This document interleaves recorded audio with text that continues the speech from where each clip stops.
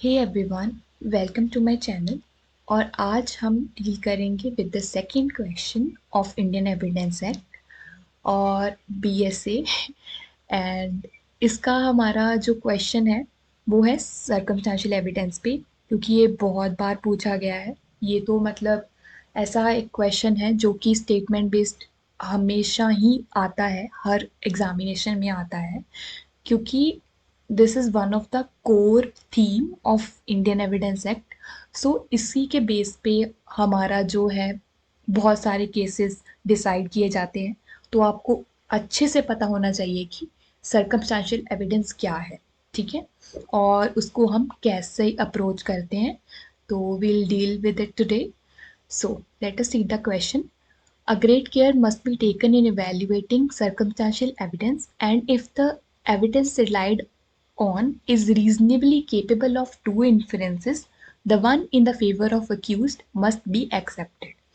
In the light of this statement, discuss the rules relating to circumstantial evidence as evolved by Supreme Court of India. Substantiate your answer with the help of decided cases. Okay, so let's see. सबसे पहले आपको उसका meaning बताना रहेगा, ठीक है, कि circumstantial evidence है क्या। ठीक है, तो हमें जैसे पता है कि टू टाइप्स ऑफ एविडेंस होते हैं, डायरेक्ट एविडेंस या फिर इनडायरेक्ट एविडेंस। ठीक है, डायरेक्ट एविडेंस तो मतलब जो डायरेक्टली, मतलब जो विटनेसेस देते हैं, उन्होंने सुना है, उन्होंने देखा है, ठीक है, तो वो डायरेक्टली आपको आके जो कोर्ट में बताते हैं, तो वो तो डायरेक्ट एविडेंस रहता है। ठीक है, अगर हमारे पास डायरेक्ट एविडेंस नहीं है, हमको एक इन्फरेंस लेना है। ठीक है, मतलब इन्फरेंस मतलब कि हमें हाइपोथेसिस फ्रेम करना है, विच मीन्स कि हमारे पास सर्कमस्टांसेस हैं, उनके बेसिस पे आपको डिसाइड करना है कि क्या ये अक्यूज्ड लाइबल है, कन्विक्ट किया जाना चाहिए या नहीं किया जाना चाहिए। ठीक है, क्योंकि वहाँ पे डायरेक्ट एविडेंस इज लैकिंग, तो हम हेल्प लेंगे इनडायरेक्ट एविडेंस की। तो जो वो इनडायरेक्ट एविडेंस है, एज द नेम सजेस्ट कि वो सर्कमस्टांसेस पे बेस्ड होता है, कि जो भी facts and circumstances of the case होते हैं उस पे बेसिस रहता है, तो वो सर्कमस्टांशियल एविडेंस बोला जाता है। ठीक है, circumstantial evidence is indirect evidence, indirect evidence रहेगा। Okay, it does not prove the point in question. Point in question तो नहीं प्रूव करेगा क्योंकि वो डायरेक्ट तो नहीं है, but establishes only by establishes it only by inferences। तो inferences ही लेने पड़ेंगे हमें, ठीक है, कि ये हो सकता है, ये हो सकता है, ऐसे ऐसे करके हमें। बट ये हो सकता है, ये हो सकता पे सोनली उसके बेसिस पे हम नहीं कर सकते ना कन्विक्शन, क्योंकि ऑब्वियसली अक्यूज के पास एक बेनिफिट ऑफ डाउट तो हमेशा रहता है, क्योंकि वो उसके साथ प्रिजम्पशन ऑफ इनोसेंस रहती है ना। इसीलिए मतलब उसका जो सर्कमस्टेंशियल एविडेंस है इतना सॉलिड होना चाहिए कि अगर हम किसी ऑर्डिनरी प्रूडेंट मैन के सामने उसको बोलते हैं कि क्या तुम्हें लगता है, उसको ये सर्कमस्टेंसेस अगर बताते हैं तो उसे लगता है, उसे बोलते हैं कि क्या तुम्हें लगता है कि मतलब ये जो है इसको लाइबल ठहराना चाहिए। अगर वो ऑर्डिनरी प्रूडेंट मैन जो कि मेंटली फिट है, मेंटली स्टेबल है, वो बोलता है कि हाँ मुझे लगता है, या फिर कोई भी ऑर्डिनरी मैन उसे देख कर ऐसे बोलेगा कि हाँ मुझे लगता है कि ये अक्यूज लाइबल होना चाहिए, तो then that would amount to a complete circumstantial evidence and conviction can be based solely upon it। Okay, तो ये जो है इन्फरेंस, मतलब अगर वो इन्फरेंस है, when put together forms a chain of circumstances. ठीक है, ये जो चेन ऑफ सर्कमस्टांसेस है, ये हमारा बोधराज वर्सेस जम्मू एंड कश्मीर में बताया गया था कि चेन ऑफ सर्कमस्टांसेस, ये हमारा टेस्ट क्या रहता है to determine circumstantial evidence is reliable और नॉट। तो क्या होगा कि हम वो सर्कमस्टांसेस, जो भी सर्कमस्टांसेस होंगे, उसको एक मतलब उसको एक पुट टुगेदर करेंगे।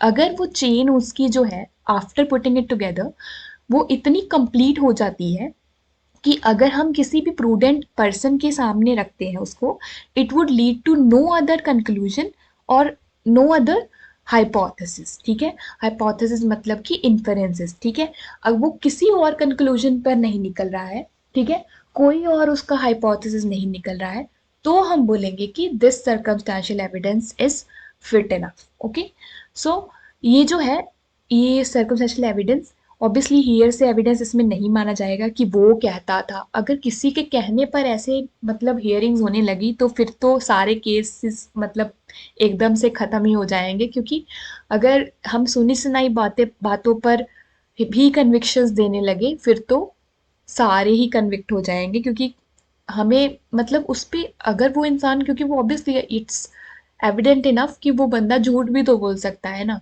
तो hearsay evidence is always excluded. Hearsay पे हम नहीं कन्विक्ट कर सकते हैं, ठीक है। हमें सॉलिड प्रूफ चाहिए, even if it's a circumstantial evidence, ठीक है। In any case when the circumstantial evidence point towards to conclusion, अगर उसके दो कंक्लूजन निकल के आ रहे हैं, ठीक है, तो प्रूडेंस डिमांड्स, प्रूडेंस मतलब कि ऑर्डिनरी ह्यूमन भी कहेगा कि अरे मतलब ऐसे थोड़ी हम एक एविडेंस के बेस पे मतलब उसको बोल सकते, क्योंकि दूसरा एविडेंस ये भी तो बोल रहा है ना। तो एक एविडेंस के बेसिस पे सोनली बिकॉज एक एविडेंस उसके गिल्ट के टुवर्ड पॉइंट कर रहा है बट दूसरा उसको मतलब उसको गिल्टी नहीं ठहरा रहा है, तो हम उसको बेनिफिट ऑफ डाउट देंगे, हम उसका एकदम से कन्विक्शन नहीं कर देंगे, ठीक है, क्योंकि he is already equipped with the presumption of innocence उसके साथ हमेशा रहती है, ठीक है। तो फिर ये केस था, इस केस में ये बोला गया था कि ऑल्दो जो सर्कमस्टेंशियल एविडेंस है वो इन्फरेंसेस पे बेस्ड है, but it does not mean it has to be distrusted, ठीक है। ऐसा नहीं है कि मतलब ये वो इन्फरेंसेस पर तो बेस्ड है, वो हाइपोथेसिस पे बेस्ड है कि ये हो सकता है ये नहीं हो सकता, बट इसका ये मतलब नहीं है कि उसको कंप्लीटली डिसरिगार्ड कर दिया जाए, ऐसा नहीं है।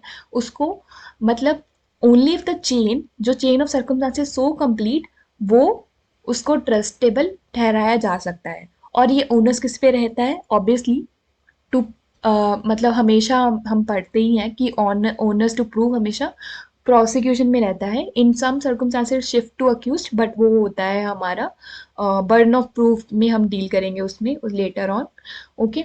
तो वो रहता है, ठीक है। उसके बाद हमारा जो इंग्रेडिएंट्स इंग्रेडिएंट्स बताने बहुत ज़रूरी है, क्योंकि इसी से प्रूव होगा कि सर्कमस्टांशियल एविडेंस के मतलब उसमें क्या इंक्लूडेड है, ठीक है।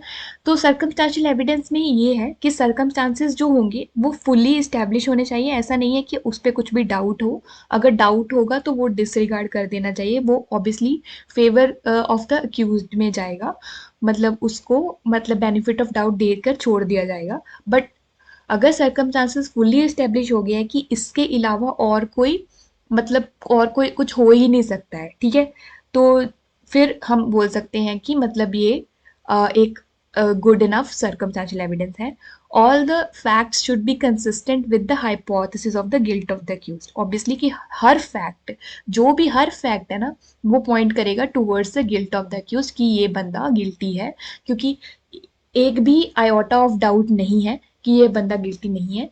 तो फिर हम उसको मतलब सर्कमस्टेंशियल एविडेंस के बेस पे कन्विक्ट कर सकते हैं। वो कंक्लूसिव नेचर का होना चाहिए ऑब्वियसली, और बियॉन्ड रीजनेबल डाउट प्रूव किया जाना चाहिए कि उस पर कुछ भी डाउट नहीं रहेगा। प्रोसिक्यूशन पर जो ऑनर्स होता है हमेशा हमारा बियॉन्ड रीजनेबल डाउट रहता है।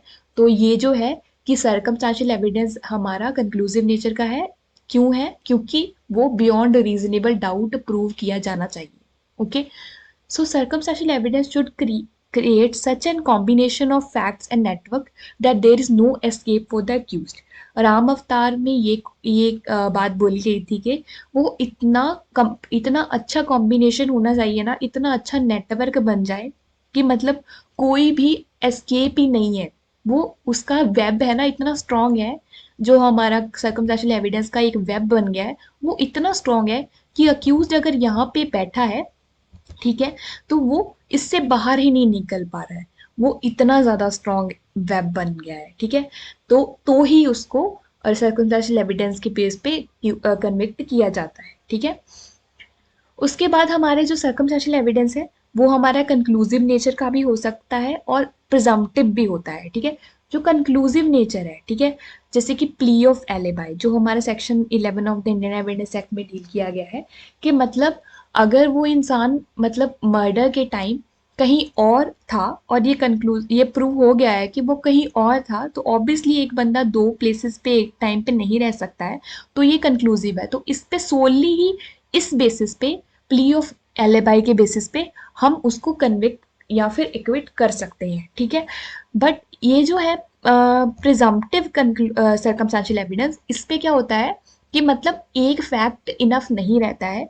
जैसे कि किसी का मर्डर हो गया और वो बताया जाता है कि वो बंदे की एनिमिटी थी इसके साथ, but solely on the basis of enmity, कि मतलब उसका उसके साथ अच्छी नहीं बनती थी, ये थोड़ी ना कह देंगे कि हम कि उसने मर्डर कर दिया है। हमें और प्रूफ चाहिए ना कि उसने पहले भी अटेम्प्ट किया था, या फिर मतलब वो हमें उसके पास मतलब गन देखी गई थी उस टाइम पे, वो उसके साथ था, लास्ट सीन थियरी, मतलब बहुत कुछ और भी प्रूव करना है। ठीक है, सर्कमस्टेंशियल एविडेंस के लिए। तो ये जो है ये एकदम से रिलायबल नहीं रहेगा। ठीक है, ये एकदम से रिलायबल हो सकता है, तो ऐसे भी होते हैं। बट यहाँ पे हम क्या करेंगे कि क्योंकि एक ही फैक्ट है, तो कंक्लूसिवली तो प्रूव कुछ भी नहीं हुआ ना, तो ऑब्वियसली जो बेनिफिट जाएगा वो हमारा अक्यूज को चला जाएगा। ठीक है, इस पे क्या होता है कि डेंजर क्या रहता है हमारा, मतलब हम जब देखते हैं कि जब एप्रिशिएट कर रहे हैं सर्कमस्टेंशियल एविडेंस, क्योंकि सर्कमस्टेंशियल एविडेंस इज मेयरली कि इसका बेसिस क्या रहता है कि क्योंकि ये हमारा जो जज है, किसी किसी जज को कुछ और भी तो लग सकता है और किसी जज को कुछ और लग सकता है, तो ये डिफरेंस ऑफ ओपिनियन रहता है। ठीक है, तो इसके लिए कई बार कोर्ट को अगर ज़्यादा शक हो रहा है, किसी कोर्ट को ज़्यादा ही शक हो रहा है, किसी को किसी की शक्ल पसंद नहीं आ रही है, तो उसको ऐसा हो सकता है कि अरे यार यही है, तो मतलब तो उस पे वो एक्ट कर सकता है, सस्पिशंस पे बेसिस पे एक्ट कर सकता है, कंजेक्चर्स के बेस पे ऐसा एक्ट कर सकता है, या सरमाइसिस के बेसिस पे, है ना। इसीलिए हमारे हमारे पास प्रोविजन ऑफ अपील रहती है, क्योंकि because of the human opinion, तो वो तो रहता ही है, बट ये हमारा एक थ्रेट रहता है कि कोर्ट इन चीज़ों पर भी एक्ट कर सकता है, which is not expected from the court, है ना। तो इसलिए मतलब जो कोर्ट है उसको कॉशियस रहना चाहिए। ये हमारा प्रेम ठाकुर वर्सेस पंजाब के केस में हेल्ड हुआ था कि कोर्ट जो है उसका अप्रोच जो है वो कॉशियस अप्रोच रहना चाहिए वाइल एंटरटेनिंग सर्कमस्टेंशियल एविडेंस। ठीक है, और ये कोर्ट की ड्यूटी रहेगी कि जो कि सारे evidences beyond reasonable doubt prove हुए हैं या नहीं, ये चेक करे। ठीक है, कि मतलब सारे के सारे एविडेंसेस अगर अक्यूज्ड के अक्यूज्ड के तरफ ही पॉइंट कर रहे हैं, तो ही मतलब उसको एंटरटेन किया जाएगा। ऑल राइट, सो ये जो है, क्योंकि ये आई थिंक हिमाचल प्रदेश का क्वेश्चन है, तो ये जो है हिमाचल प्रदेश का बहुत ही लैंडमार्क सा जजमेंट है, ये आपको हम जरूर कोट करना है। और इसी इसी में ही बताया गया है कि अगर दो व्यूज जा रहे हैं और एक व्यू हमारा जो है वो क्यूज की तरफ अपॉइंट कर रहा है और एक व्यू उसके फेवर में है, तो जो फेवर में है ना अक्यूज का जो पॉइंट, वो अक्यूज को बेनिफिट देना चाहिए और अक्यूज को एक्विट कर देना चाहिए। ठीक है, तो मतलब ऑब्वियसली ये फेवर ऑफ द अक्यूज में रहेगा। State of Himachal Pradesh versus दीवाना, ये है। तो दैट ये ही क्वेश्चन का फिर उसके बाद आप कंक्लूड कर दोगे कि इन सब केसेस के बेस पे मतलब हमें पता चल रहा है कि circumstantial evidences अगर मतलब completely the chain of circumstances not complete and it is still to be proved कि accused guilty है या नहीं, और beyond reasonable doubt कुछ भी prove नहीं हुआ है, तो obviously benefit हमारा accused को जाएगा। Okay, so that's it for today. This is the answer. So okay guys, thank you, take care.